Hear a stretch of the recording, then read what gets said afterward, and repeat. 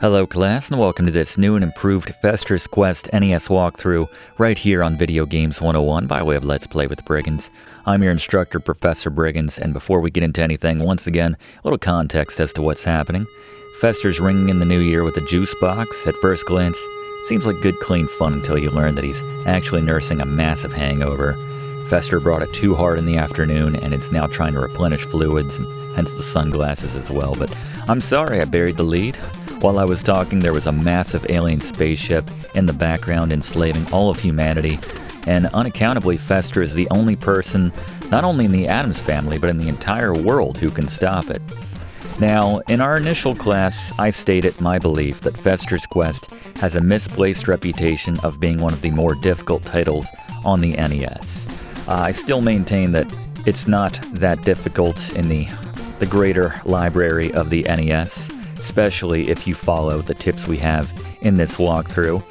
But I think I undersold it a little bit last time. This time, I think we nailed the difficulty. In terms of difficulty on a scale of 1 to 10, I'm going to give Fester's Quest for the NES a 6 out of 10.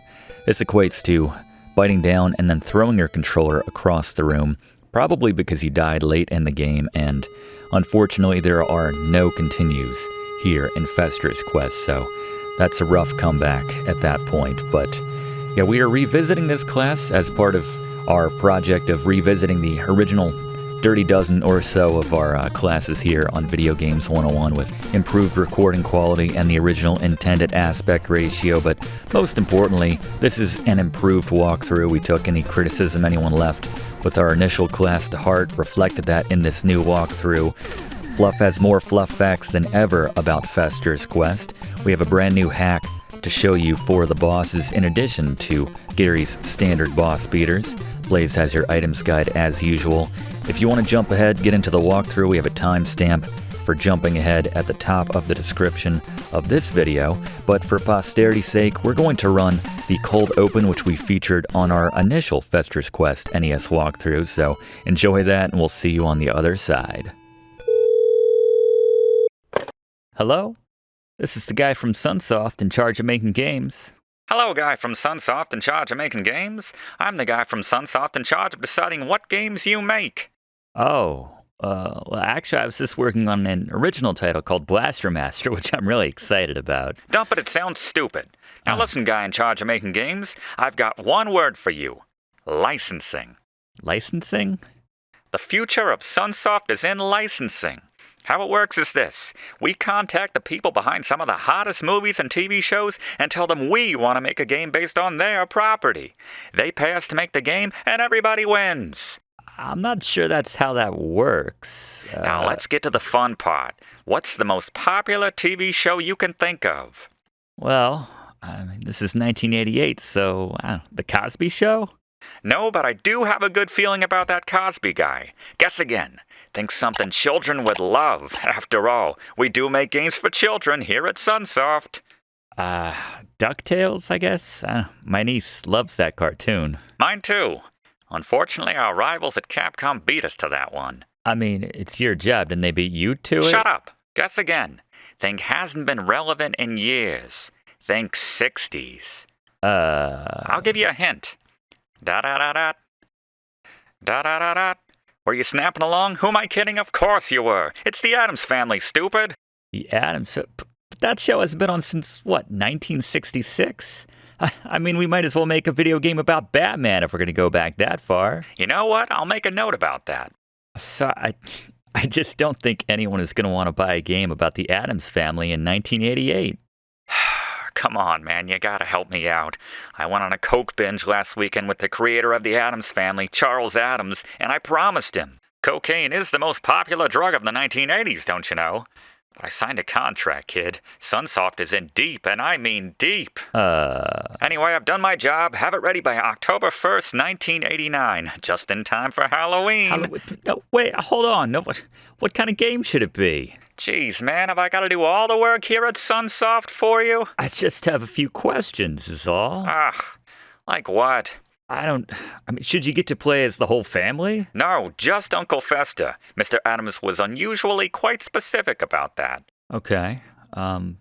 How does Uncle Fester defend himself? Does he know Kung Fu or something? I don't know, give him a gun. Kids like guns. Oh, but make it look more like a vacuum cleaner. Those Nintendo sensors are ravenous.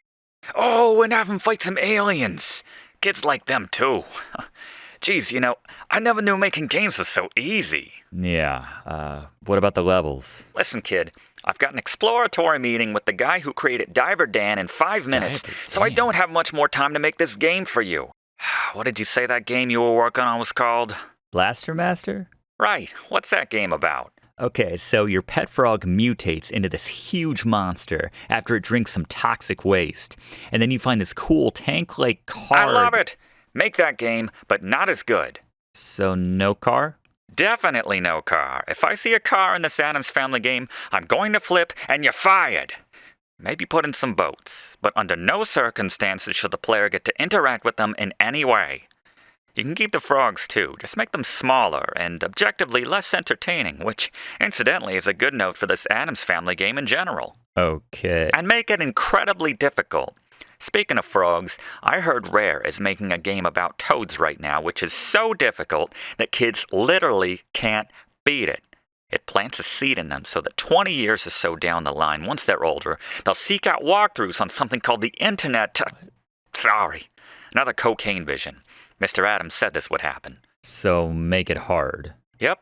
Every time a kid gets hit twice by any of the thousands of annoying enemies in this game, aliens remember, they'll need to start back at the beginning of the game, even with a continue. I want them to rue my name every time they die. And what was your name again?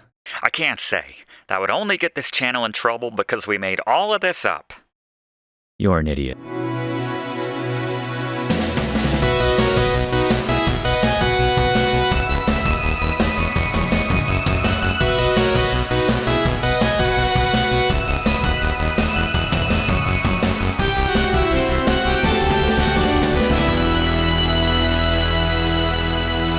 Alright, as we begin a new game, let's take a look at the controls for Fester's Quest for the NES. Very straightforward, attack with B, use items or enter areas with A. We can select an item by pressing start and going into that item's menu. Also pauses the game, but we can also outright pause it with select and then movement with the D-pad. As we take a look now at the Briggs notes for this Fester's Quest NES walkthrough, these are the keys to beating this game. First, we're doing it right now, upgrade and stock up early, trying to get our gun to the max level of 8. Get all of the items and HP upgrades. We'll show you where to grab all of those. Blaze will talk about those as well. ABS, always be shooting. Turbo's nice for saving your thumbs. And lastly, use invincibility and Gary's boss beaters when you get to the bosses. We'll talk about that as well. Gary will give you some tips for taking down every boss in this game with ease. He's got strategies for everyone, but yes, right now, just spend time in this very first area. If you spend about, say about 3 to 5 minutes, depending on your luck.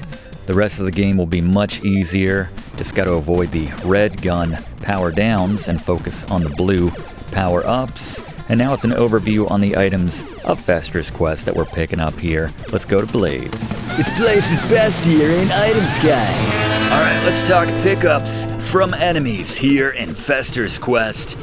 First, we have the light bulbs. These are single uses. You use them in the sewer when you head down there and it's all dark. This lights up the room.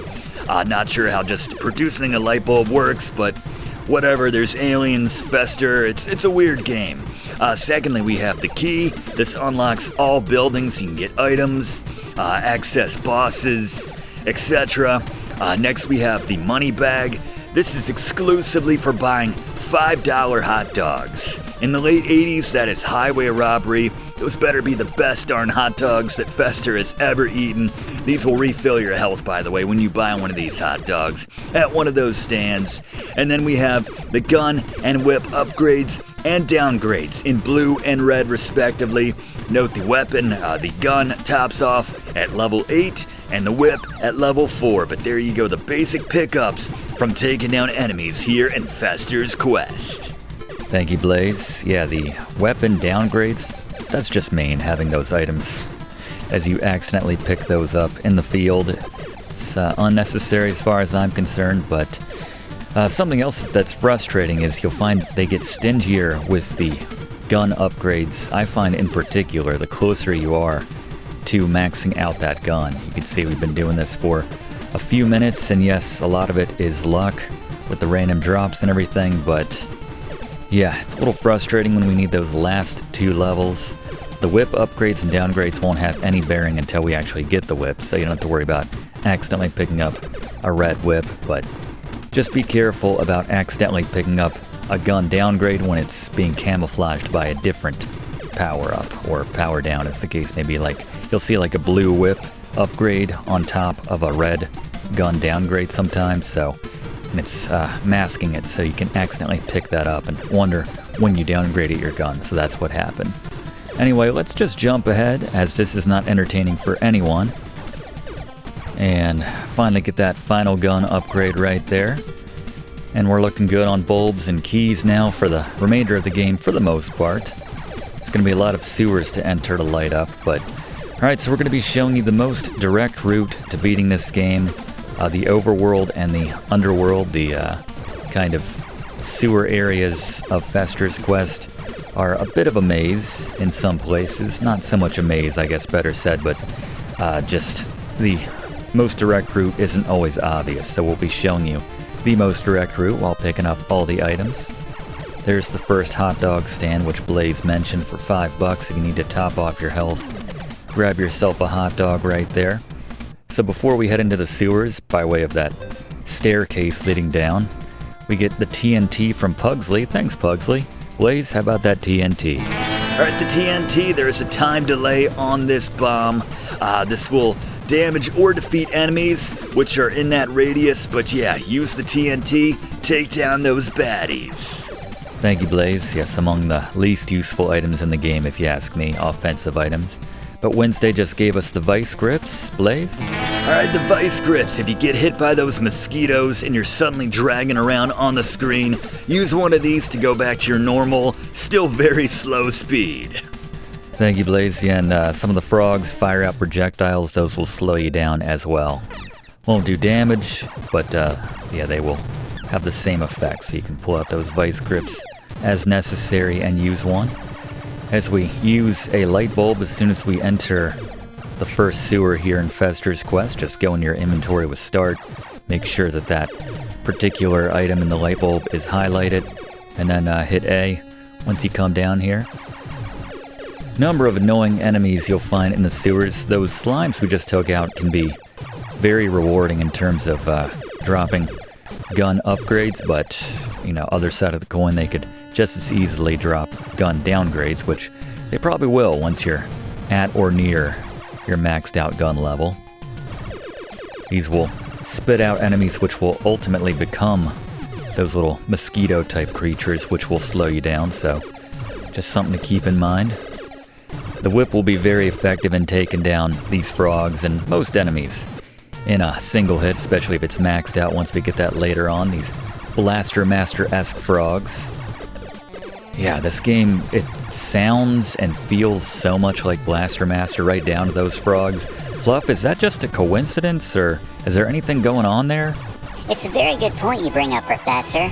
Obviously, Sunsoft never went on record as saying that this game was intended to be a sequel to Blaster Master, or that they reused the engine or anything like that, but the similarities are right there in front of you. You can hear it in the sound effects, you can see it in the top-down perspective. Some enemies like the frog are a clear reference to Blaster Master, so nothing on record, but you certainly get the impression that there is a lot of overlap, and the games did come out only a year apart after all. Good point. Yeah, I would not be surprised at all to learn that this started out as some sort of Blaster Master sequel project, and then the licensing opportunity with the Addams Family people came up, and they said, alright, let's just throw Fester into the game and make it worse. Kind of like we referenced in that cold opening at the start. I don't want it to come off that I hate this game. I don't. I know a lot of people do have that feeling. Not that I hate it, but that they themselves hate the game, and that's very fair, totally understandable. This game always kind of fascinated me as a kid, I guess, so I've always had kind of a soft spot for it, plus the fact that I think it's, with this strategy we're showing, relatively easy to beat. I always like those types of games. It could be a little bit shorter, I think, for my tastes, but that's alright. So we use a key here before we move on to get ourselves the potions. Very important item. Blaze? Alright, just the generic potion. This will restore your health in full on demand when you use this. So, yeah, remember these replenish after you take down bosses, so you can use these ahead of bosses, during bosses, knowing that you're going to get that 5 back after you take them down. But there you go. Potions, very useful here in Fester's Quest. Yeah, that's a very important point to make, that we will get these back after we take down a boss. So all those items get topped off, so if you want to go ahead and use them, if they help you in some way in getting to the boss or taking out a boss. Again, Gary's going to have your boss beater for the first one in just a moment. So we can get our first health upgrade here. Enter this building, take the first left, then the next first left, and just follow that to a dead end, but go through the wall, press up one more time when you get to that dead end, and you'll suddenly see that your health is now maxed out at 3 blocks instead of the admittedly very stingy 2 that you started off with. So now if we find ourselves another hot dog seller, we can top off our health. We can also use one of our potions, which we just got, which Blaze just mentioned from Thing. Thing coming through in the clutch for us, actually. And we have one more door to open right here, speaking of Thing. Giving us the invisible potions this time, Blaze. Alright, the invisible potion, actually invincible potion, is my item of the game here in Fester's Quest, because this makes Fester invincible for roughly 8 seconds. You get 5 of these, which automatically get refilled every time you take down a boss, so that's 40 seconds of invincibility, which you can use to take down virtually any boss in this game. Hold on to these, save these for the bosses if possible, but then again, you got Gary's boss beaters, so maybe you don't need them too often, but there you go, my item of the game. Thank you, Blaze. Yes, incredibly important, as you'd imagine, that invincibility / invisible. I guess you could make an argument that if you're invisible, the enemies can't hurt you, except that if you walk on the enemies using the invisible quote-unquote potion, you will not take damage, which is why we tend to think it was more of a grammatical error than anything, but nonetheless, very useful item. Be very careful when you're cutting through the sewers. It's very close quarters. You want to make sure that you're aligned in such a way that your gun is taking up as much space as possible, because very frustratingly, your bullets get caught on the walls, which wouldn't be a big deal, but again, we're dealing in very tight quarters here in the sewers. But Fluff, I understand this was a bit of a mistake and is unique to the North American version of this game. Regarding the walls, yes. There was a bug which only affected the North American release of the game, where Fester's bullets got caught on the walls, which made it quite a bit more difficult to hit enemies than in the European release, where they understandably fixed this gap. Yeah, would make the game a lot easier. Speaking of Blaster Master, when you max out that gun, part of the appeal of having that maxed out level is that those bullets will go through the walls, which is very nice, all kinds of obstacles. Always be firing in that one as well. As we emerge once again, and it's time for our first boss here in Fester's Quest. So follow this route to get to him, and let's go to our resident boss expert, Gary. It's Scary Gary's Boss Beaters. Alright, the first boss here in Fester's Quest. Very simple if you stick to this strategy. As always, if you have the most powered up weapon, this is going to go a lot easier, but stay to the left of the boss here at the start. You want to bait that attack and dodge left. Get those hits in during those next 2 attacks, and then dodge that final attack. Just repeat this process like we show, you'll take him down. Yeah, very easy to avoid any and all damage here in this first boss battle. Just exercise a bit of patience. Or you could just go nuts with the invincibility potions, like Blaze mentioned earlier. Just doing the typewriter technique right here. That's what I like to call this one. And even the boss can't believe he was that ineffectual against us. Love that fade. Very Home Alone. Kevin McAllister right there. Anyway, victory. Back into the sewers. That's our reward, but we now have a piece of the clue necessary for taking down or accessing the final area of the game. But again, it's a linear shot to the final boss, so we would have to collect these anyway, en route. But anyway, still waiting to get that whip. Won't be too long now. We'll be able to start using that on subsequent bosses here in the game. This is where that lack of being able to shoot through walls is very frustrating when we have a fester width corridor which we're passing through. Some of these frogs, some of these enemies take a lot of shots, even from the maxed out weapon gun that we have right now, so the whip is the way to go once we get it. Gotta mind these enemies in particular, they go through the wall. If they're on the other side of a wall, you know, normally you'd think you were safe, but they can burrow through walls as we skip that first opening right there. Instead, take this one right here. But yeah, if you see them on the other side, don't let your guard down as they will make their way over to you. Don't worry about that, just as that little critter would had we given it time. We emerge once again outside wherever this game is meant to take place. Do we know where the Addams family takes place, Fluff? In the show, the Addams family lived on one cemetery lane next to a swamp and a graveyard. Now, Charles Addams, the creator, grew up in Westfield, New Jersey, so he used that as the inspiration for the setting of the show, though he never expressly identified that location as such in the show. I buy that. Alright, so this is interesting. This enemy is called the Giant Scorpion, for obvious reasons, I suppose. But I've gone entire playthroughs of this game without seeing this enemy. It just seems to show up sometimes, and it's kind of frustrating, given how quickly it moves. It can pop right on top of you, so if you have a little alcove like we just had with the... we have one of those little enemies that chews through wood or any surface to get to you. And they'll just keep coming if you stay in the same spot most times, so you do need to kind of progress the screen a little bit, which is why Turbo is very useful for clearing them out if you don't have the whip yet. Otherwise, very difficult, I have to say. As we enter the sewers once again. One thing I'll say that I appreciate that Blaster Master had that they omitted from Fester's Quest was the effect that when you took damage, your gun dropped down to a lower level. So that's nice. I'll take, you know, the gun power down items, for lack of a better, over actually having to deal with getting hit and losing a level on our weapon. So, yeah, being that was just a whip right there, we could grab that. Since we still don't have the whip, we'll hang out for a second and wait till that leaves the screen. Once we head back topside in just a moment, we will be grabbing that whip from Morticia for the first time in this game, so now those whip power-ups and power-downs will have an effect on our current weapon level, so just something to keep in mind.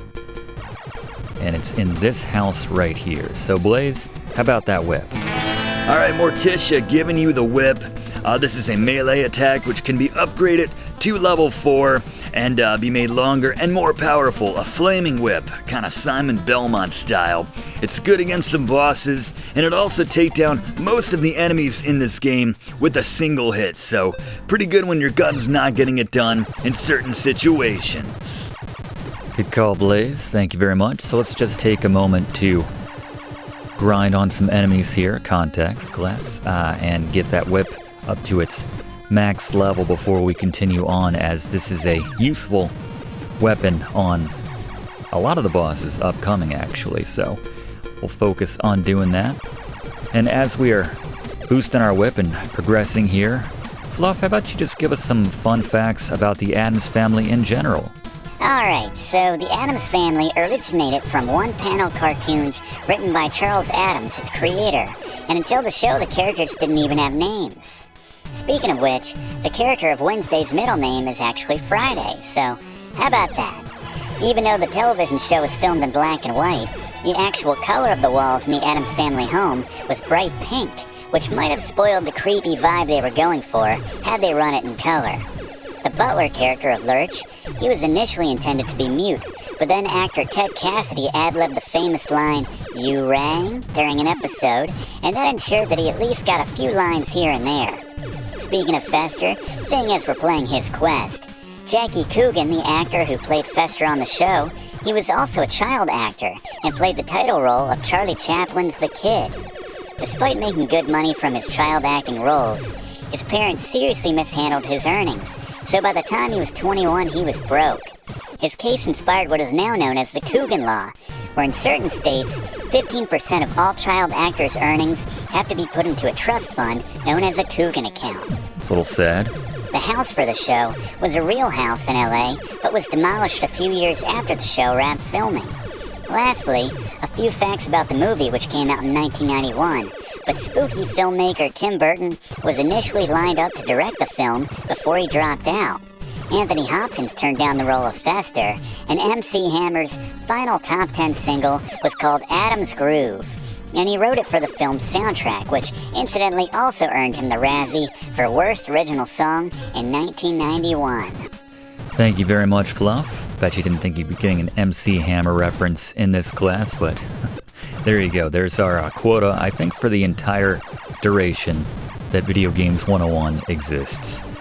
So something that I forgot myself, actually, is that the whip can also be used to pick up items, kind of like the boomerang from Link in The Legend of Zelda.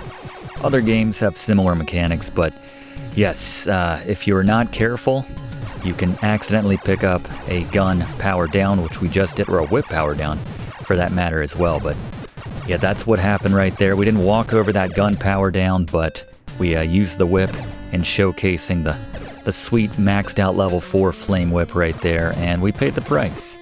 So just something to keep in mind.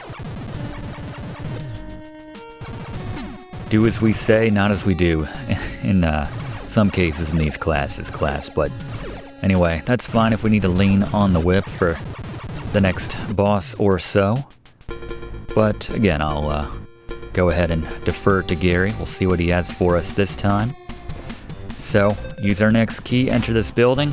Time for the next boss. Let's go back to him now. Gary. Boss beaters. Alright, for the second boss here in Fester's Quest, I like the whip, only if it's maxed out, but it's great for getting into a nice rhythm. The rhythm is this: you want to stay between the enemy's whips that they use themselves, move right and left to avoid his first and second whip attack respectively, then get your attacks in like we showed. Just repeat this process, the whip will get it done. A lot of these bosses are all about the rhythm. Thank you very much, Gary. And they shouldn't be able to withstand too many more whips from our whip. Using that multiple context right there. Well, imagine how much damage this guy would do if he had a flame. Actually, all enemies do 1 damage when they hit you, for what that's worth. Which is the least that Sunsoft could do, considering how little health we actually have. Looks like he's praying to whatever deity he believes in. That's fair. It's a good time to do it after Fester whips him into shape. You'll see we also get our health topped off, in addition to our item counts being topped off as well, in the wake of taking down a boss. Something else to keep in mind. Yeah, I slept on the whip for the longest time, even slept on the whip in our first class on Fester's Quest. Yet another reason that we're revisiting it, showing off just how powerful that maxed out whip is. I think for me it was a subconscious thing, like realizing that it only maxes out at level 4, so just assuming that it's weaker than the maxed out gun, and also just liking the reach on the maxed out gun as well, as I make another sad, pathetic attempt to get myself a gun upgrade. You can see some of these frogs. It's not what I'm looking for. I don't know why they make it so difficult once you're so close to getting that final couple levels when it comes to gun upgrades, but anyway, pop in here and we get ourselves the missiles. Thank you, Blaze. Alright, the missiles. These automatically track and target and hit all the enemies on the screen, multiple enemies. Very useful on the final boss, as Gary's going to mention, but there you go, the missiles. Thank you, Blaze. I always thought I could maybe use a key on one of those boats and this would turn into a very different game as a kid, but not the case for what it's worth. Missed opportunity if you ask me, but one more thing I want to say about the missiles, just kind of makes me laugh. We've avoided AI on Video Games 101 like the plague ever since our class on Battletoads left a bad taste in our mouths with regards to AI. If you saw that class, you'll know what we're referring to. But I was curious. I didn't want to appear foolish, and obviously I'm risking that now by sharing this, but I did a search to see if the Addams family ever featured missiles. I thought maybe it's like a quirky thing. Maybe Fester was firing missiles in the backyard or something. But this is what DuckDuckGo's AI assist fed me. The Addams family is known for their quirky and macabre humor, but they did not typically use missiles in their stories. Their antics often involve more whimsical and supernatural elements rather than modern weaponry. It's the little things, class. Gary? Boss beater. Alright, the third alien boss here in Fester's Quest. Once again, I like the maxed out whip. 16 hits will take him down, but you want to pull him down to the bottom of the screen, lure him down, just like we show. Hit him with that maxed out whip once he stops moving. Don't get greedy, go for 3, maybe 4 hits max. And then just back up and move left and right to avoid his shots, but repeat this process, you'll take him down pretty handily. Thank you, Gary, and thank you, class, for not judging me for sharing that personal anecdote relating to the research which went into this particular class. Just my way of saying that we really leave no stone unturned when we put one of these classes together. But we're still hunting for that max gun upgrade right here. Gotten probably 20 red gun downgrade options in the time that we last lost our level 8 gun. So still waiting on that. These slimes are still a great opportunity for grinding out any and all items that you might need at this stage in the game, unless it's a level 8 gun upgrade, I have to say. It's kind of crazy how difficult it is to get that final level up on the gun. It's alright, I'm not gonna camp out trying to grind for it though. We can stick with the whip for the next boss as well, for what it's worth, if you're in a similar situation as I am here at this point in the game. Just got a couple bosses left before we board the alien spaceship, which abducted everyone of this small New Jersey town, I'm not sure. Wherever we decided this game takes place. Not sure Sunsoft put too much thought into it, honestly. Didn't put too much thought in many aspects of this game, but again, I don't hate the game. Don't love it, but certainly don't hate it. One of the things I do rather quite like, as I get British for just a moment, about Fester's Quest is its soundtrack, I have to say. It's got that trademark, just Sunsoft kind of feel to it, you know? It's just a lot of depth to the tracks in the Sunsoft games. We'll bring in Fluff to talk a bit about the music of this game in just a moment, as we have just enough room to inch around the back of this building. Remember, we're working in 2 dimensions here, so that building is basically flat against the ground all the way up to that tiny little alcove we could go through. But to get to the next boss, go all the way down, make that left, and make that first right there, and cut through in between. That second left, and Gary? Boss beaters. Alright, Professor, I hate to use this language, but I really do hate this boss. This is the first boss where I entirely recommend that you use the invisibility/invincibility potions. I just can't stand him. There's no real strategy, just use those, get straight in front of him at the top of the screen, and just attack as soon as he touches down with that whip. You can see you can get 2 hits in if you hit him just as he comes down from his little hop that he does. And 32 hits roughly will take him down, so about 15-16 sequences of this, you'll take him down far before you run out of your invincibility potions, but yeah, take him down and move on.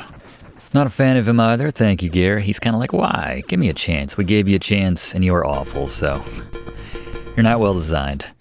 Anyway, speaking of that boss, and speaking of bosses in general, I'm told Fluff has a bit of a hacky way in which you can take down the bosses in this game if you just don't feel like taking them down in the conventional, Gary-approved way. Fluff, what do you got for us? Not counting Gary or the invincibility potions, there's a hack to taking down bosses with complete ease here in Fester's Quest. To pull this off, you'll need at least one key, so go into your inventory and make sure the key is highlighted. Once you enter the boss fight, walk down and left, repeatedly pressing A. You'll find the glitch spot where the key will be used as if you're unlocking the door of a house, and you'll see the screen where Thing gives you invincibility potions. Wow. Press start to see yourself back outside of that house as you witness the Sunsoft equivalent of Guernica. Then, after a few seconds, you'll be on the outside of the boss building just like normal, as if you had just defeated them.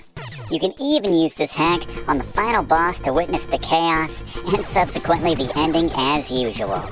Thank you very much, Fluff. There you go. Something new we did not mention in our original class on this game.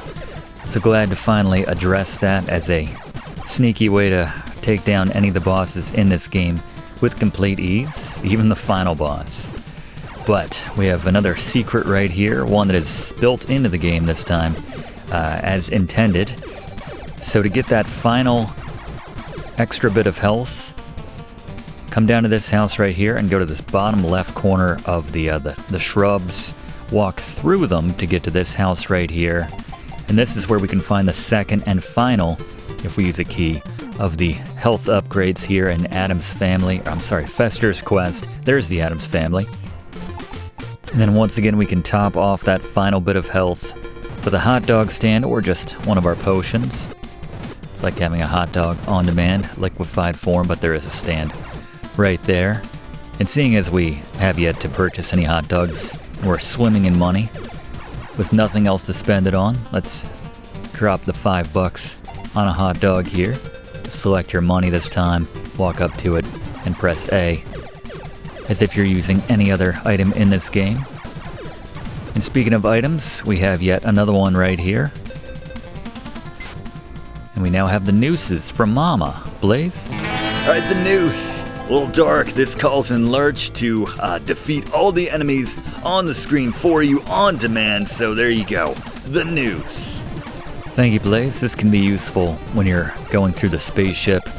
Yes, spoiler alert, there is an actual spaceship we'll be boarding in the final stretch of this game, which is a very long dungeon. Far and away the most difficult part of this game, just staying alive and preserving as many potions as possible to get to use on that final boss. So yeah, if you ever get surrounded, especially on the alien ship or in a situation like this, there's the gun upgrade.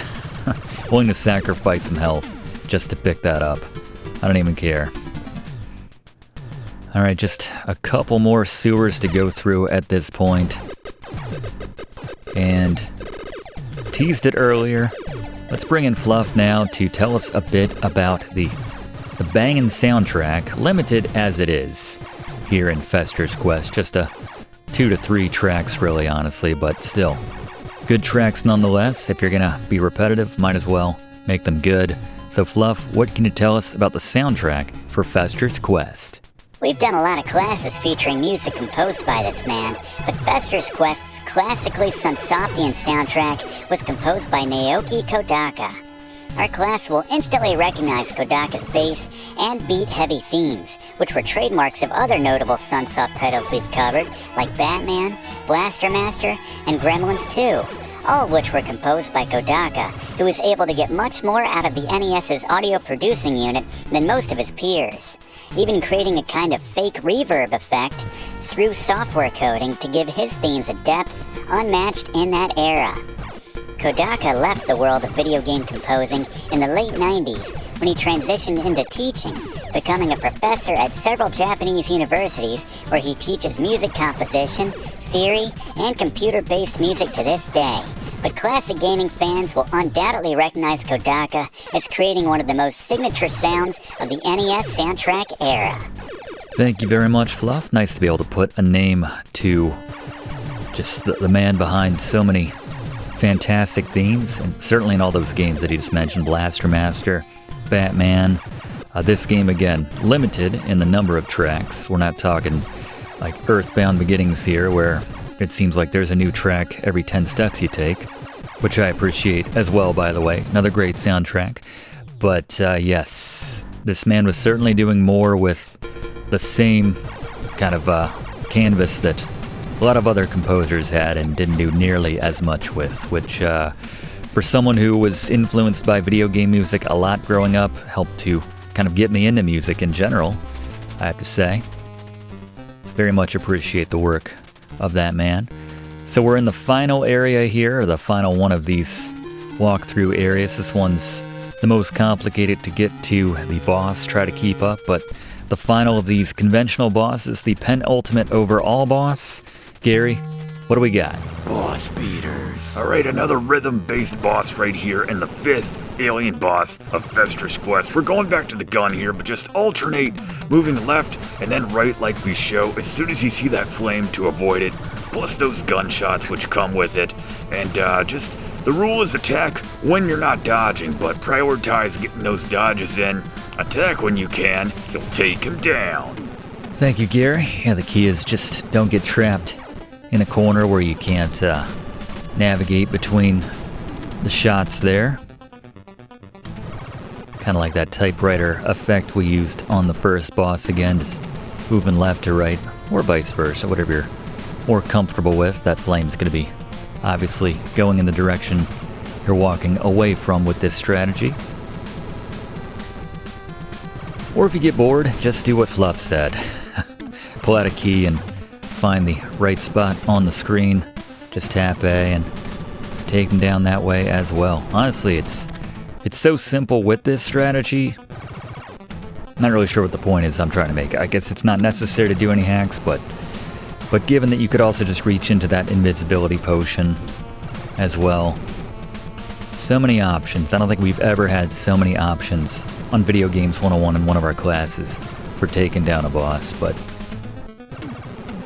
you know, if they added in kind of that trope, but still an effective one of maybe showing the boss flashing when they were getting close, but there you go. He just kind of stretches out his head, which, yeah, anyway. All right, we're in the final stretch now. Just one last little cut through here to reach the island, which ultimately has the spaceship on it. Although, yeah, I mean, well, you'll see when we get there. One last bulb to light the way. And you'd think they'd be saving something crazy for our final sewer area. But, nope, just a little cut through. Nothing too taxing, and now just spiral around this island here, like Ellis Island. But in the middle is what looks like a gravestone, but is obviously just the cut through, the pass through for the spaceship. So once you have all the pieces, you'll just automatically get sucked up onto the spaceship. And strictly speaking, not a maze per se, but certainly a very long and frustrating area here to get to the final boss. Lots of twists and turns, lots of fake ways, lots of dead ends to waste your time, and there's some formidable enemies here on the spaceship as well. We get a whole new, to Sunsoft's credit, a whole new crop of enemies we have yet to see at this point. So that's something new, but this is all about just preserving as many potions as possible, because we'll be burning through the number that we have by way of Gary's strategy and taking down that final boss. It's got a good strategy, but it does require some potions to get you over that finish line, as you might expect. So the more that we can preserve here as we're walking through, mind the gaps there, just dropping us into space, I suppose. And let's pop our first potion here in this game. Cannot tell me that this was not heavily inspired by Blaster Master, obviously using the same engine. It's from those top-down portions. And it's kind of your prerogative of whether you want to use the whip or the gun at this point. If you're using turbo, I'd probably stick with the gun for the most part, since you can try try to keep that whip. Even though, just a bit of a heads up, we do not need the whip for the final boss with Gary's strategy. So you can plan accordingly, for what it's worth. But yeah, I don't know how close we want to get to any of these enemies at this stage in the game. They're moving at a decent clip, and we have a bit more spread when it comes to the gun versus the flame whip. Sweet as that Simon Belmont-inspired flame whip is, I say inspired like it's a sure thing, but... So this guy's going to be chasing us. And those projectiles have a pretty decent spread. We want to go right, unfortunately, here. Might just be easier to take out this enemy. We might just need to note that our gun takes out a lot of the projectiles, certainly those green things. So just clear out the way there.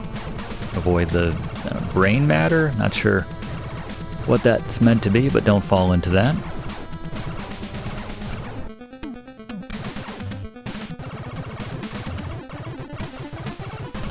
Pretty sure they just cloned that particular enemy in the last couple seconds right up there. Yeah, this is bad. Took an extra hit there, that's alright. If we get to that final boss, I'd say with certainly all of our invincibility potions and, you know, maybe, say, 2, if not 3 of our health restoring potions. There we go. Take out the bubbles as well with our gun at this point. Then we'll be in good shape to finish that thought. Don't need any of these items though at this point. I mean, you might need a gun or a whip upgrade or something at this point. But yeah, all the rest, completely unnecessary for what it's worth.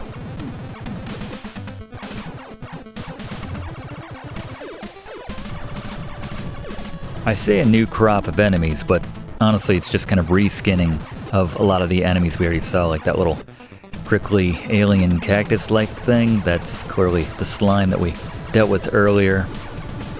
These eyeballs are reminiscent of some bouncing monsters we faced earlier. Doesn't seem like we're doing damage to these guys, but put enough into them and they'll go down.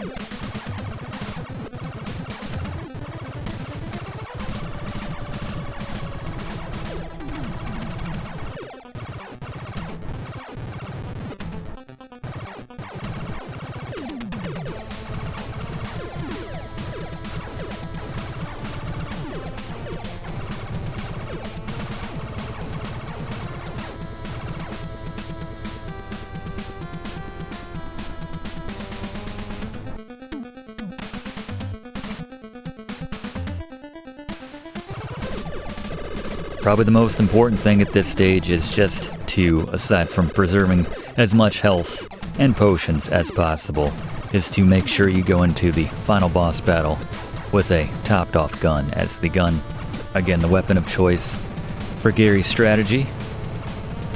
Not to mention the whip doesn't really have the reach that we need to take down the boss. So, but yeah, the top tier is going to be integral for what Gary has planned for you.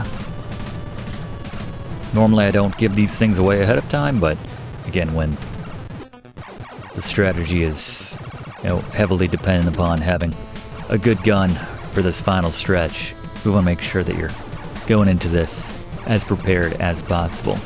So here, ignore all these other cutaways and just hug this corner here and go down and around. Not taking any chances here.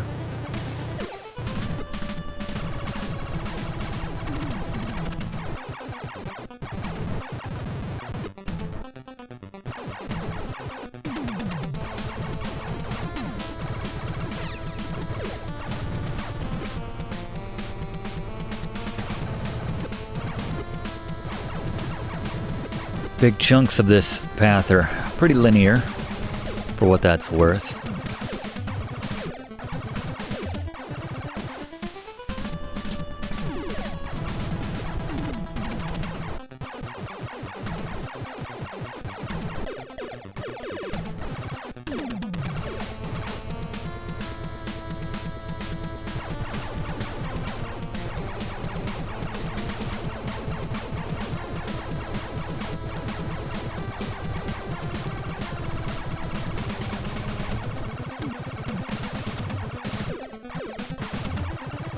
Getting close now, it's just around the corner, so let's go to him now for tips on taking down the final boss here in Fester's Quest for the NES. Gary, take us home. Boss beaters. Alright, this final boss. I hope you got all your invincibility potions and health potions. We'll be using them as necessary. Starting off with those invincibilities, obviously, but yeah, crack one of those and then move right in front of those turrets. Stand right in the middle as much as possible, and then just keep firing your gun as quickly as possible, tapping up while you do it. And this makes sure that the attacks that you do are evenly distributed between both of those turrets. Otherwise, it'll just hit one, and the battle will go on much longer, which we can't really afford with our potions. Once you've taken out the turrets, run to the top right of the screen and switch to those missiles. You can't get hit when you're in this spot, so the missiles will do the work for you while you avoid all the damage from the boss. Once you run out of missiles, just go post up right in front of them where those turrets used to be, and just keep firing with your topped out gun right there. The whip can't reach him, so stick with the gun, using any remaining potions as necessary, but you will outlast him before he outlasts you, and congratulations, you have beaten Fester's Quest. Thank you very much, Gary. In that case, didn't even need to post up right in front of that boss. The missiles got us across the finish line there. And the alien's now saying, our bad. Replaced all the people, and then to do us one last solid, just explode it. So that's nice. There we are, partying with all the creepy, just copy and pasted people of Earth. I mentioned this before, but this reminds me a lot of with the same coloring as the alien people from the end of Star Tropics, actually. It looks like Rob McElhenney as the Gomez character right there. But that's nice. There you go. Fester's Quest for the NES. Big thanks to all my TAs helping me out today. If you haven't already done so, please consider subscribing to enroll in these classes. We do one of these classes every single week in the same spot.